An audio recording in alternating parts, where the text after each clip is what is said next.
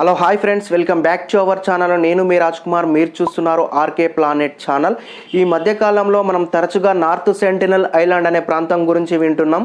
అసలు ఆ ప్రాంతం ఎక్కడ ఉంది, దానికి గల ప్రత్యేకతలు ఏమిటి, ఈ ప్రాంతం ఇప్పుడు ఎందుకు అంత ప్రాచుర్యం పొందిందనే విషయాలు ఈ వీడియో ద్వారా మనం ఇప్పుడు తెలుసుకునే ప్రయత్నం అయితే చేద్దాం. Okay, let's get in to the video.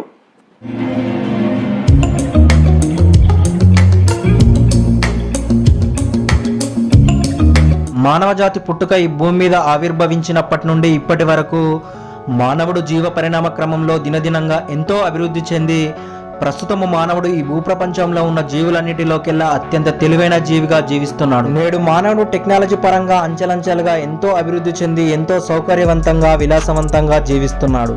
ఈ భూమండలం నుండి కొన్ని వందల వేల మిలియన్ కిలోమీటర్లు ప్రయాణించి ఇతర గ్రహాలకు కూడా చేరుకుంటున్నాడు. ఈ విధంగా ప్రపంచమంతా టెక్నాలజీతో పరుగులు తీస్తుంటే ఇప్పటి వరకు ఇవేమీ తెలియని మన పూర్వీకులు అలాగే ఆది మానవులుగా జీవిస్తున్నారు. వారే సెంటినలీస్ తెగకు చెందినవారు. కొన్ని వేల సంవత్సరాల క్రితం మనం ఏ విధంగా ఉన్నామన్నదానికి ఈ సెంటినలీసే నిదర్శనం. వారు దాదాపు 60,000 సంవత్సరాలుగా ప్రపంచానికి దూరంగా బ్రతుకుతున్నారు. సెంటినలీస్ తెగ ప్రజలు బయటి వ్యక్తులను తమ ద్వీపంలోకి ఎట్టి పరిస్థితుల్లోనూ అనుమతించరు.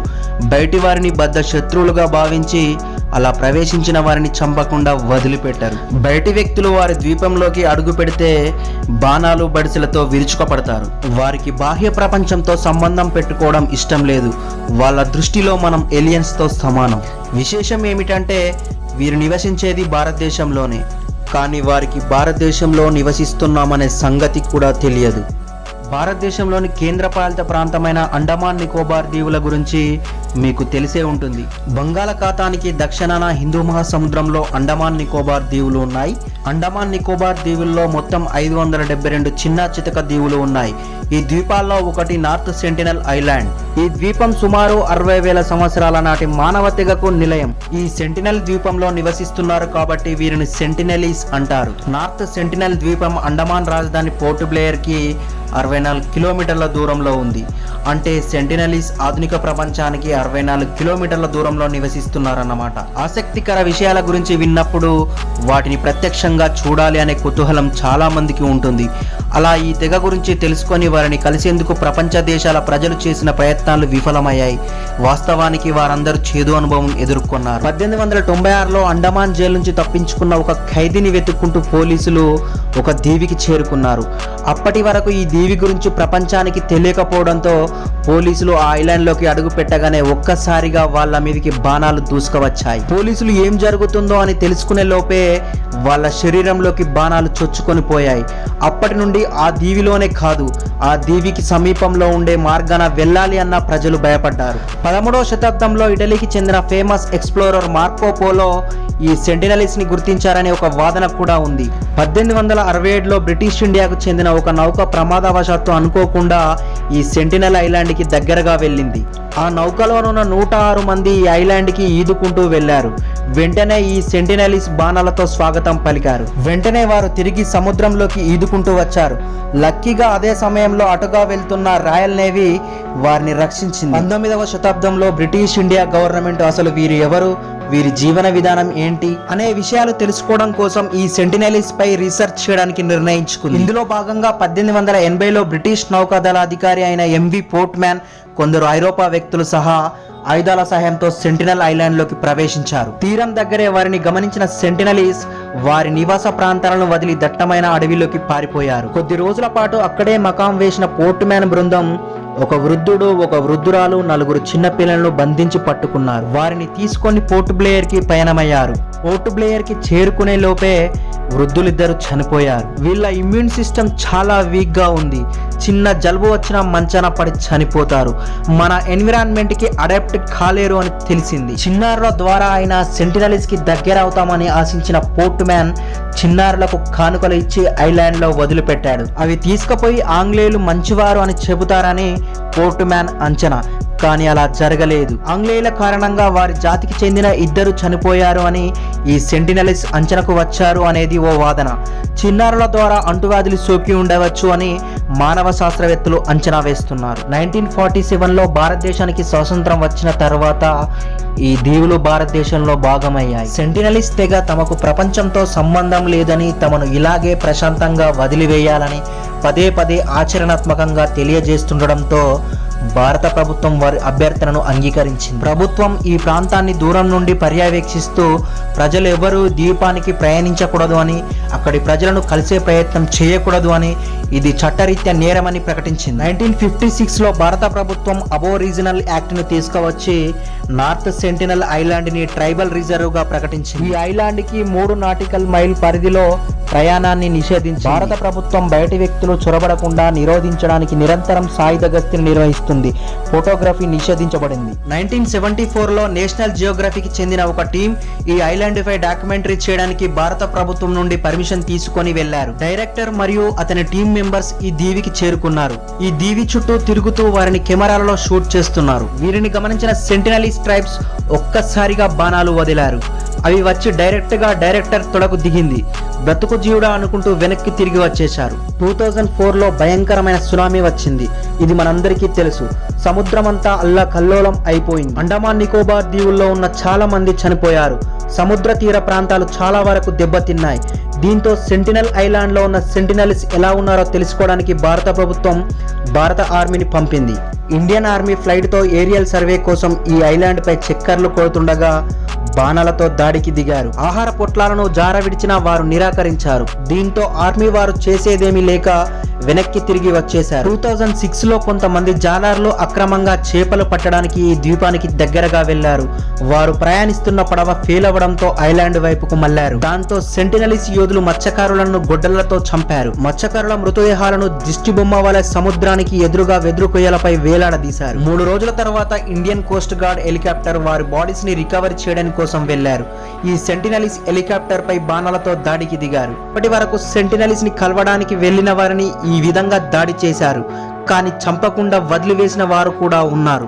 అందులో ఒకరు త్రిలోక్నాథ్ పండిట్. సెంటినలీస్ తో స్నేహం చేసిన ఘనత త్రిలోక్నాథ్ పండిట్దే. మానవ శాస్త్రవేత్తగా అండమాన్ ఆదివాసుల గురించి సుదీర్ఘ అధ్యయనం చేసిన పండిట్ 1966 నుంచి 1991 వరకు ఆంథ్రోపాలజికల్ సర్వే ఆఫ్ ఇండియా తరపున పలుమార్లు ప్రాణాలకు తెగించి ఈ సెంటినల్ ద్వీపానికి వెళ్ళాడు. ఒక ప్రొఫెషనల్ మానవ శాస్త్రవేత్త ఈ ద్వీపాన్ని సందర్శించడం ఇదే మొదటిసారి. ఈ ద్వీపంపై అడుగుపెట్టి వారితో మాట్లాడిన తొలి వ్యక్తిగా ఆయన నిలిచాడు.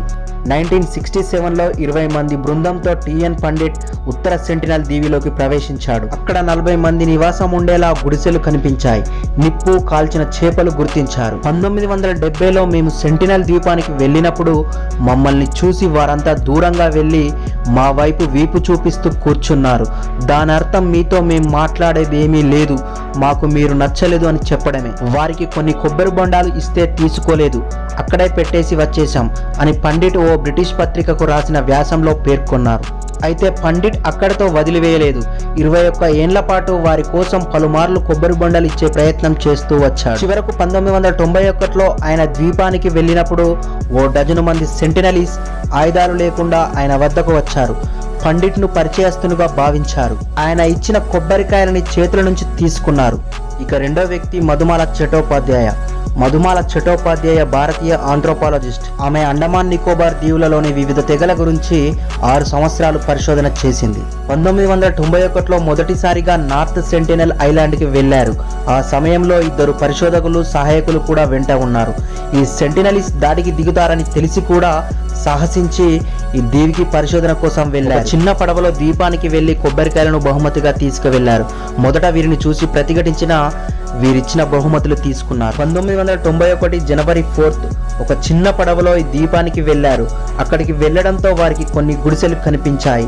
వెంటనే వారు ప్రతిఘటనకు దిగారు. భయంతో మధుమాల టీం మెల్లగా కొబ్బరికాయలను నీటిలోకి జారవిడిచారు. ఎక్కుపెట్టిన బాణాలు కింద పెట్టి బహుమతులు తీసుకున్నారు. బహుమతులు అయిపోవడంతో రిటర్న్ పోర్ట్ బ్లేయర్ కి వెళ్లి మళ్లీ కొబ్బరి బండలతో తిరిగి వచ్చారు. రెండోసారి ఒక యువకుడు చటోపాధ్యాయపై తన విల్లును గురిపెట్టాడు. అయితే ఒక సెంటినలీస్ మహిళ బాణాన్ని వదిలేలా చేసింది. ఈ దాడి నుండి చటోపాధ్యాయ తప్పించుకోవడంతో వారి బృందం ఊపిరి పీల్చుకున్నారు. మూడోసారి వెళ్ళినప్పుడు మధుమాల మరియు సహచరులు పడవ దగ్గర నీటిలోకి దూకి సెంటినలీస్ కి వ్యక్తిగతంగా కొబ్బరికాయలు అందజేశారు. సిబ్బందిలో ఒకరు సెంటినలీస్ కి కొబ్బరికాయలు అందజేస్తున్న ఫోటోలు తీశారు. అవి పత్రికల్లో విస్తృతంగా ప్రచారం చేయబడ్డాయి. సెంటినలీస్ ని దగ్గర నుంచి చూడడానికి జంకుతున్న వేళ వారితో స్నేహకర చాలాన్ని అందుకొని వారితో మమేకమైన ఏకైక సామాజిక శాస్త్ర పరిశోధకురాలు మధుమాల చటోపాధ్యాయ. ఇది ఇప్పటి వరకు సెంటినల్ ఐలాండ్ యొక్క చరిత్ర.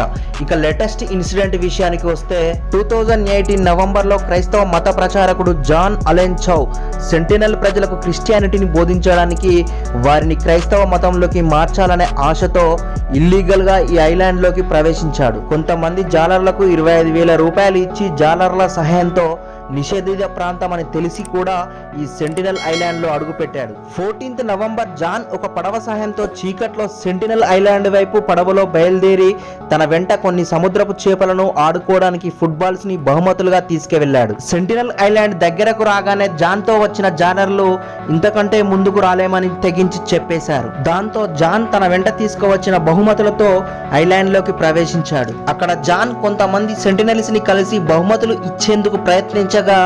ఆగ్రహంతో బాణం వేయగా అది జాన్ చేతిలో ఉన్న బైబిల్ కి తగిలింది. వెంటనే తిరిగి ఈదుకుంటూ సముద్రంలో తన కోసం వేచి ఉన్న మత్స్యకారుల వద్దకు చేరుకున్నాడు. ఆ రోజు రాత్రి తనకు జరిగిన సంఘటనలు పుస్తకంలో రాసుకున్నట్లు మత్స్యకారులు తెలిపారు. నవంబర్ 16న పూర్తి సన్నద్ధతో మరోసారి సెంటినలీస్ తెగవారిని కలిసేందుకు వెళ్ళాడు. మరుసటి రోజు ఉదయం జాన్ మృతదేహాన్ని సెంటినలీస్ తెగవారు సముద్ర తీరాన పాతి పెడుతుండగా మత్స్యకారులు దూరం నుంచి గమనించారు. మత్స్యకారులు ఇచ్చిన సమాచారంతో జాన్ డెడ్ బాడీ కోసం పోలీసులు కోస్ట్ గార్డ్స్ గాలించిన ఫలితం లేకపోయింది. సెంటినలీస్ నరమాంస భక్షకులు కాదు అని జాన్ ను కూడా మొదట హెచ్చరించి ఆ తర్వాత చంపారు అని మానవ శాస్త్రవేత్తలు చెబుతున్నారు. సెంటినలీస్ తెగ మూలాలు ఎక్కడి నుంచి వీరు ఈ ప్రాంతానికి చేరుకున్నారో అనే విషయంలో చరిత్రకారుల మధ్య భిన్నాభిప్రాయాలు ఉన్నాయి. సెంటినలీస్ తెగకు చెందిన వారు సుమారు 60,000 ఏళ్ల క్రితం ఆఫ్రికా నుంచి వచ్చి అక్కడ స్థిరపడినట్లు చరిత్రకారులు చెబుతున్నారు. వారి ఆహార్యం, శరీరం యొక్క రంగు కూడా ఆఫ్రికాలోని కొన్ని గిరిజన తెగలకు పోలి ఉండడంతో ఎక్కువ మంది చరిత్రకారులు ఇదే నిజమని నమ్ముతున్నారు. ఆఫ్రికాలో ఆవిర్భవించిన తొలి మానవ తెగ యొక్క ప్రత్యక్ష వారసులుగా శాస్త్రవేత్తలు చెబుతారు.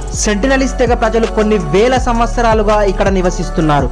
వారి ద్వీపంలో లభించే వేట, పండ్లు, ఫలాలు మాత్రమే వారి జీవనాధారం. ఈ తెగ ప్రజలు ఎప్పుడూ బయటి వారితో సంబంధాలు పెట్టుకోవడం కానీ బయటి ప్రాంతాలపై దాడులు చేయడం కానీ చేయరు. ఎవరైనా వారి ద్వీపంలోకి ప్రవేశించినప్పుడు తమ భద్రతకు ముప్పు వాటిల్లుతుందనే భయంతో దాడులు చేస్తారు. ఈ తెగ ప్రపంచానికి దూరంగా ఉండటం వలన అనేక ప్రకృతి వైపరీత్యాలు, అంటువ్యాధుల బారిన పడి తుడిచిపెట్టుకపోతున్నట్లు తెలుస్తోంది. ఈ ఐలాండ్ లో సెంటినలీస్ తెగ 300 నుండి 400 మాత్రమే ఉన్నట్లు ఒక అంచనా. ఫ్రెండ్స్, ఇది ఈ రోజు వీడియో.